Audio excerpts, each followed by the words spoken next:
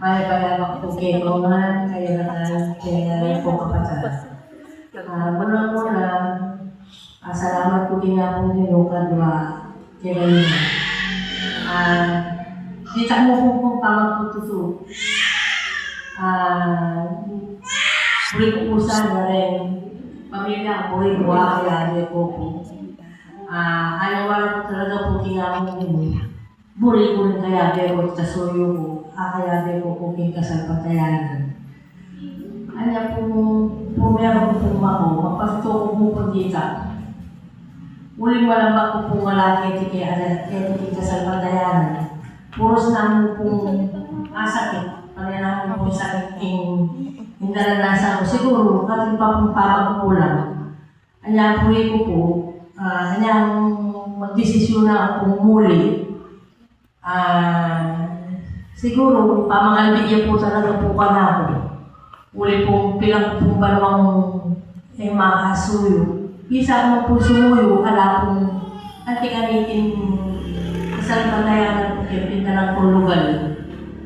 O na yung gama po, magawa sa halita, minuli ko po para magpaulo po talaga.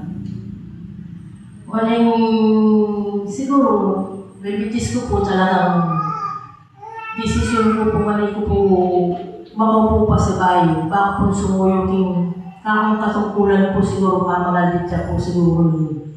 Kaalpunta ka na salamat. Kaya nila.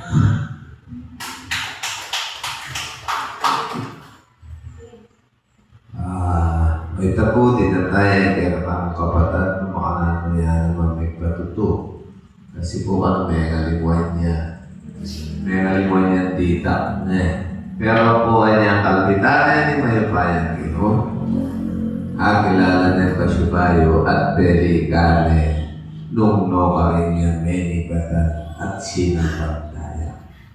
Kaya po, na po talagang di na pagsubok. Kaya po rin pagsubok.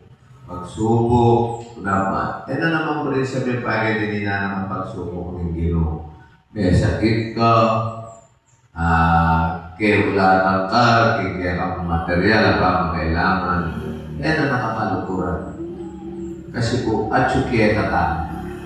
Atsukiya katao na may nalimuan tamo pa rin kayang kautusan at kayang kapulian. Kaya po, di na nakapagsubok kalbitan ang Pasibayo na pakilala ang Pasibayo kaya Gino. Ganita po, apatunayan mo na bigyan ang sarili na yung Diyos kaluguran na talaga. Kaya mo muna po talaga yung lubog, yung kaya katamo kasalpan na yan. Ganyan po,